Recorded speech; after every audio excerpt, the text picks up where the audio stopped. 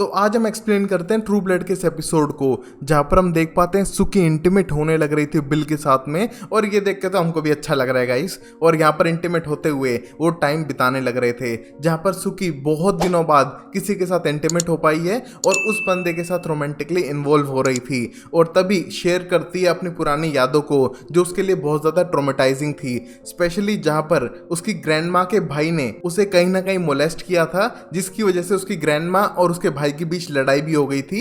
और उन सब मेमोरी से वो थोड़ी सहम गई थी और ये सारी बातें वो बिल को बताने लगती है, जहां पर बिल बोलता है कि तुम अब सेफ हो मेरे साथ में और तुम्हें कोई कुछ नहीं कर सकता है। जहां पर सुकी को अच्छा लगने लगता है और सुकी उससे पूछने लगती है वैम्पायर मिथ्स के बारे में, कि वैम्पायर शीशे में नहीं दिखते हैं वाले मिथ, और यहाँ पर क्रॉस से डरना और गार्लिक। बट हम देखते हैं यहाँ पर तीनों में से कोई भी चीज़ वैम्पायर को असर नहीं करती है। और यहाँ पर उसका ब्लड पीकर बिल को बहुत अच्छा लगा था और सुकी को यहाँ वीकनेस फील हो रही है, तो उसे विटामिन B12 की गोलियां खा लेनी चाहिए और वो ये डेली करने के लिए भी तैयार हैं। जहाँ पर सुकी ये सुन के बहुत ज़्यादा एक्साइटेड थी, क्योंकि कहीं ना कहीं वो बिल को पसंद करने लगी है। और थोड़ी देर में हम देखते हैं बिल अब वापस अपने बेसमेंट में जाने की तैयारियां करता है, क्योंकि सुबह होने से पहले उसे बेसमेंट में जाना पड़ेगा सोने के लिए, जिससे कि वो पूरे दिन उस बेसमेंट में रहेगा। जहां पर सुकी उसे डिस्कवर करना चाहती है, बट बिल नहीं चाहता है कि वो उस प्लेस में आए, क्योंकि वो इतनी अच्छी नहीं थी। और इसी मोमेंट पर हम देखते हैं जेसन को, जो वापस जा चुका है लैफायट के पास में, और उसको बेग करता है कि उसको वैम्पायर ब्लड दे दे, उसके बगैर वो मरे जा रहा है। और यहाँ पर गाइस, मैंने कुत्ता, कमीना, हरामी, बेशरम, बेगैरत इंसान अब तक नहीं देखा था जैसा जेसन है। इतनी गालियां तो मैं मेरे बेस्ट फ्रेंड को नहीं देता हूँ जितनी जेसन को देनी चाहिए। जहाँ पर वो इतना अडिक्ट हो जाता है कि चीज़ों से, और उसके पीछे जाने के लिए वो कुछ भी कर सकता है। बट यहाँ पर लैफायट ने उसको लात मारी और उसको वहाँ से भगा दिया कि उसके पास कोई वैम्पायर ब्लड नहीं है उसके लिए। और उसने उसको प्रॉब्लम में फंसा दिया था, क्योंकि उसकी वजह से टेरा को पता चल चुका था कि वो वैम्पायर ब्लड के साथ पंगा कर रहा है, और इसलिए लैफायट उसे वहाँ से भगा देता है। बट यहाँ पर जेसन ने अभी हार नहीं मानी थी। सुबह जाता है अपनी ग्रैंडमा के घर पे और उसके वहां से चीजें चुराने लगता है, जिसको बेचकर वो पैसे कमाएगा और वैम्पायर ब्लड खरीदेगा अपने लिए, क्योंकि उसको फिर से लत लग चुकी थी। यहां पर सुकी आने के बाद उसे रोकने की कोशिश करती हैं, क्योंकि जो भी ग्रैंडमा का है वो उससे भी बिलोंग करता है और एक चांदी सोने की चीजों को ऐसे वेस्ट नहीं जाने देगी। बट यहाँ पर जेसन चांदी की 2 कैंडल स्टिक लेके फिर भी भाग जाता है, जिनको बेचकर वो कुछ पैसे कमाएगा और वैम्पायर ब्लड खरीदेगा। और वहीं हम देखते हैं टेरा को, जिसकी मॉम कॉफी में भी दारू मिला के पीने लग रही थी और बोलती है कि उसकी बॉडी के अंदर एक डीमन है जो उसे खत्म करे जा रहा है, और उसको सुधरने के लिए एक विच के पास जाना पड़ेगा, जो उससे $450 लेगी और उस पैसे की मदद से वो उसके अंदर का डीमन बाहर निकाल देगी। बट यहाँ पर इस बात पे टेरा को बिल्कुल यकीन नहीं था। उसे लगता है कि उसकी माँ फिर से पागल हो चुकी है, पूरी जिंदगी बेवड़ी बन के फिरती रही है और अब पैसे मांग रही है उसकी बेटी से, वो उसकी हेल्प नहीं करेगी। बट यहाँ पर इसकी ज़्यादा हालत ख़राब देखकर उसे लगता है कि शायद हेल्प कर देनी चाहिए माँ की, और एक और चांस देना चाहिए अपनी माँ को।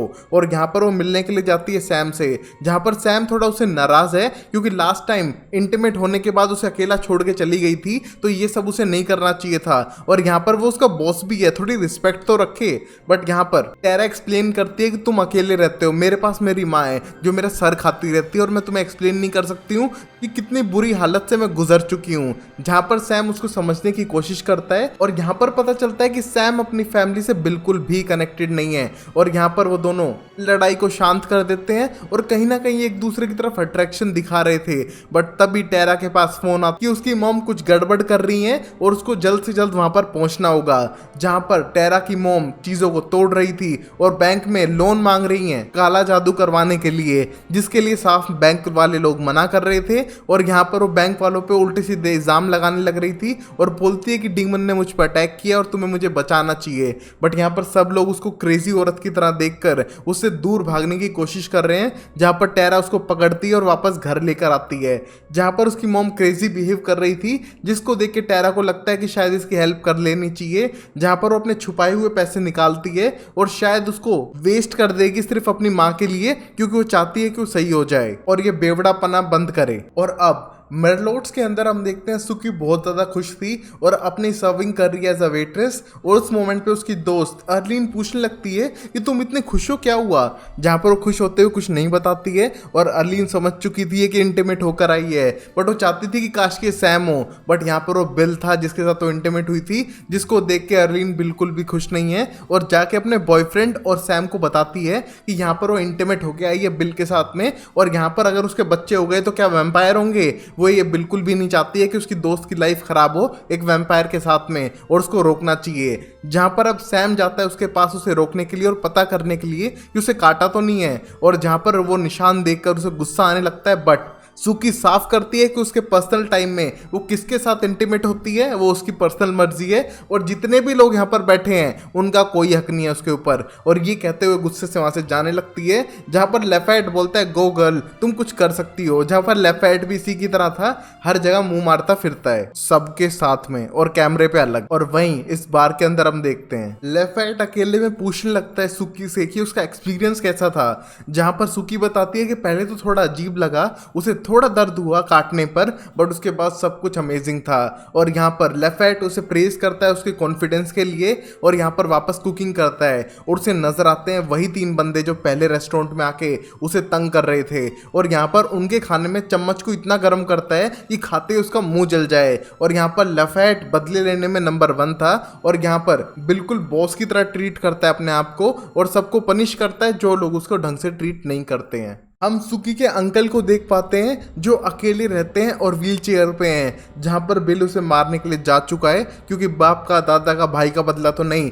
बट सुकी का बदला तो पक्का लेने वाला है बिल, जहां पर वो उसे मारकर गाड़ने वाला था। और यहाँ पर पता चलता है कि वो सुकी के लिए कुछ भी कर सकता है। और अब हम देख पाते हैं जेसन को, जो सीधा जाने लग रहा था फैंटेशिया की तरफ, जो एक वैम्पायर बार है, बट वो डरा हुआ है। और यहाँ पर उसके सामने आ चुकी थी पैम, जो उससे उसकी आईडी मांगती है और देखती है कि ये इतना डरा हुआ है, शायद कोई गड़बड़ करने भी आया है, बट उसका नाम पढ़ते ही जेसन स्टैक हाउस है, और पता चलता है कि सुकी का भाई है। तो उसकी पावर्स के बारे में पता करने की कोशिश करती है कि इसके पास भी सुकी वाली पावर्स है क्या नहीं, बट यहाँ पर उसको हिप्नोटाइज करके पता लगा लेती है कि यहाँ पर ये वैम्पायर ब्लड के लिए आया है, बट उसे जाने देती है क्योंकि उसे लगता है कि इतना डरा बेवकूफ लड़का है, ये कुछ नहीं कर पाएगा।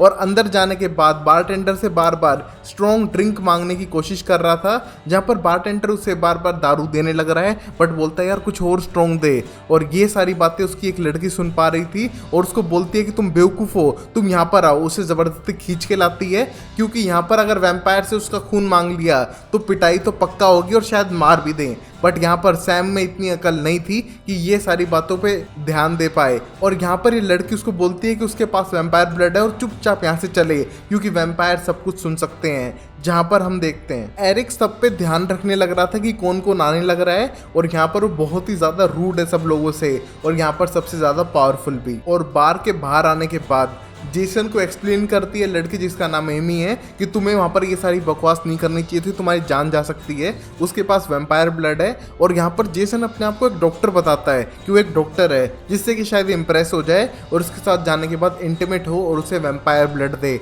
हम देखते हैं घर जाने के बाद वो दोनों एक दूसरे के बारे में जानने की कोशिश करते हैं, जहाँ पर पता चलता है कि जेसन की पर्सनल लाइफ बहुत ज़्यादा खराब थी, जैसे कि उसके पेरेंट्स की डेथ हो गई थी जो वो बच्चा था, और यहाँ पर शायद वो स्ट्रॉन्ग होता तो सब कुछ संभाल सकता था जो उसने नहीं संभाला। और यहाँ पर उसकी ग्रैंड माँ के साथ वो 18 साल तक रहता था, बट उसके बाद ये अपने पेरेंट्स वाले घर में शिफ्ट हो गया है, जहाँ पर वो दोनों पास आने लगते हैं। और करीब बढ़ते हुए यहाँ पर ये लड़की वैम्पायर ब्लड निकालती है, 2 एस्प्रिन की गोलियों पे रखती है उसे, और बोलती है कि ये जिंदगी देती है, तुम्हारे अंदर एक लाइफ आ जाएगी और तुम्हें चीज़ों से कनेक्ट होना पड़ेगा। और यहाँ पर एक गोली लेने के बाद दोनों हलुसिनेट करते हैं और पूरे नशे में नंगू पुंगू होकर अजीब अजीब हरकतें करते हैं, और अजीब अजीब चीज़ें इनको दिखने लगती हैं, जिससे कि होश नहीं है कि वो कर क्या रही हैं। और ये सारा प्लान स्टार्टिंग से इस लड़की का था, उस वैम्पायर ब्लड को लेकर ऐसा फील करने का। और गाइस अगर आपको ऐसा कुछ फील करना है तो मत करो, जिंदगी खराब हो जानी है, जैसा जेसन है वैसा बिल्कुल मत बनना, वरना तुम भी संजू भाई बनते घूमोगे। और अब वहीं टेरा अपनी मॉम के साथ जंगलों में अपने पैसे लेके जाने लगती है, जहाँ पर वो विच उनका वेट ही कर रही थी, और यहाँ पर कुछ पत्थर सोल्ट रखकर वो सारा ट्रीटमेंट स्टार्ट करती है, जहाँ पर बिल्कुल भी नहीं लगता टेरा को कि सच बोल रही है, फ्री में उनसे पैसे ऐंठने की शायद कोई टेक्निक है, बट यहाँ पर उसकी मॉम को यकीन था कि वो सही हो जाएगी। जहाँ पर ये विच बताती है कि ये सारी रिचुअल्स उनकी फैमिली में चलते हुए आ रहे हैं और यहाँ पर वो उसका इलाज कर सकती है।